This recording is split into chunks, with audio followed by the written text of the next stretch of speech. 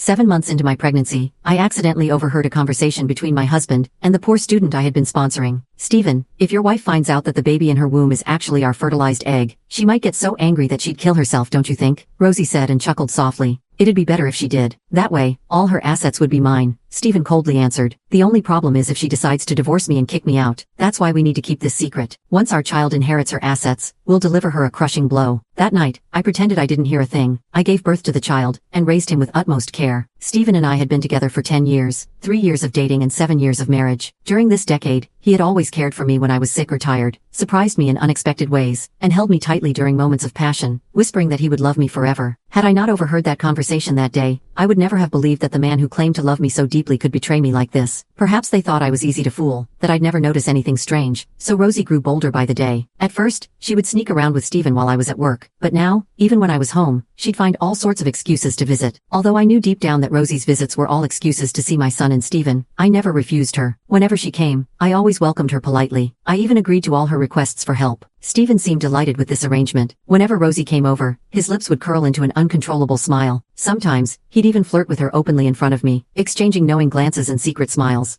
Even my son grew more and more attached to Rosie, going so far as to buy her a pair of house slippers, so she could visit anytime she wanted. This life continued until my son's college entrance exams. On the day the results were released, Rosie arrived at our house early in the morning to wait with us. When we saw my son's shockingly low score, Stephen furrowed his brows in anger. How could you score this poorly? He snapped. My son, however, remained nonchalant. So what? Our family has money. Mom can just buy me a spot at any school she wants, Kian declared carelessly. Stephen gave me a subtle glance. Seeing that I didn't react, he continued. Your mom may love you, but she can't indulge you like this. Running the company alone isn't easy for her. You need to show some ambition. How else will you help her or make her feel confident enough to hand the company over to you one day? Rosie chimed in earnestly. Kian, your dad is right. Even though Daphne is your mom and will always take care of you, you need to develop your own capabilities. Otherwise, how will you earn the respect of the seasoned executives when you take over the company? Watching the two of them echo each other, I smiled faintly and said calmly, it's fine. I've already planned everything for Kian. I'll send him abroad for further studies. Once he's back, he'll naturally take over the company. After all, everything I have is for Kian. Hearing this, the three of them smiled contentedly. I smiled too, but for a different reason. They thought I was naive. I thought they were laughably foolish. During the process of arranging his study abroad, I took my son to the company every day, teaching him the ins and outs of the business without reservation. On the day of his departure, Stephen accompanied him to the airport, gripping his hand tightly, his face filled with reluctance. Rosie also made a special trip, bringing a pile of things for my son, worried about his life in a foreign country. The two of them gave him endless reminders, creating a warm and touching scene, a true depiction of parents' worry when their child travels far away. After my son boarded the plane, they watched it ascend into the sky, their eyes brimming with tears until it disappeared from view. Only then did they leave, reluctantly, with tears still glistening. Once my son left for his studies, Rosie visited our house less frequently, but Stephen began going out more often. Each time he returned, he seemed utterly drained. When I asked about it, he'd claim he was out with friends or had joined a gym to stay fit. On days he ran out of excuses, he'd feign sadness, sighing dramatically. I raised Kian with my own hands. He's never been away from me for this long. I can't help but miss him. If I don't find something to occupy myself, I'll fall apart. Ignoring the lingering scent of Rosie's signature perfume on him, I smiled and reassured him. Kian will be back soon. Then, we can all be together again. Stephen's lips curved into a faint smile, laden with hidden meaning. Yes, soon our family of 3 will be reunited.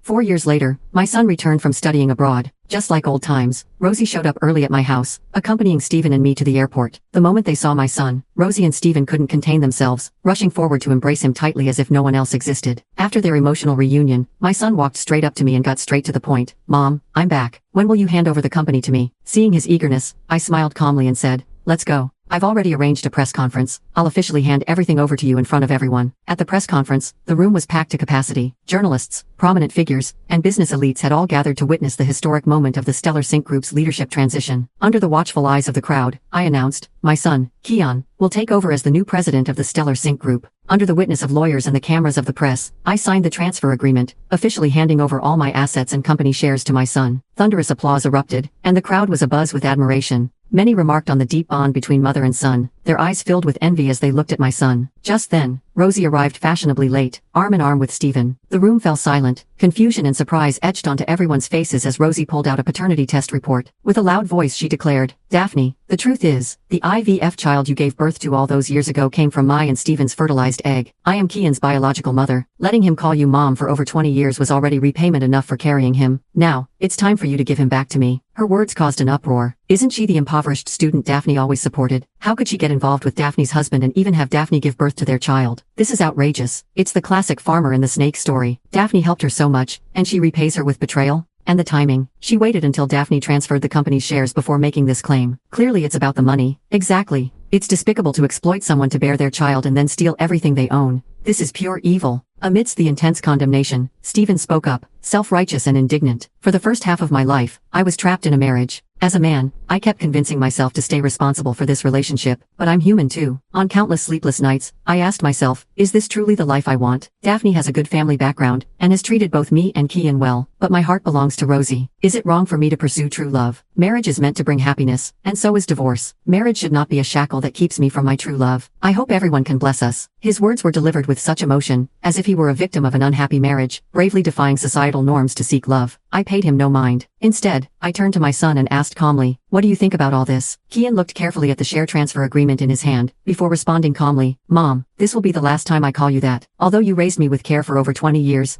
the fact remains that you are not my biological mother. Blood is thicker than water. I hope you won't stand in the way of our family's reunion. With that, he threw a divorce agreement at my face and said arrogantly, while everyone is here, divorce my dad today, and set him free. In light of how well you've treated me over the years, I'll give you $200 a month as alimony. His words sparked outrage among the crowd. No wonder they say like mother, like son. What kind of family is this? Exactly. Everyone knows Daphne always treated her son like a treasure, pampering him for years. And now, the moment she transfers her fortune to him, he turns around and calls someone else mom? $200 a month? That's not even enough for a beggar. How does he have the audacity to say that? I'm an outsider, and even I can't stand this. Daphne, don't pay attention to these ingrates. Exactly. They've gone too far. The crowd rallied behind me, furious on my behalf. Some even offered to help me sue to reclaim my assets. Despite the uproar, Rosie and Stephen remained composed, as if prepared for any scenario. But amidst the crowd's righteous indignation, I smiled faintly and said, all right.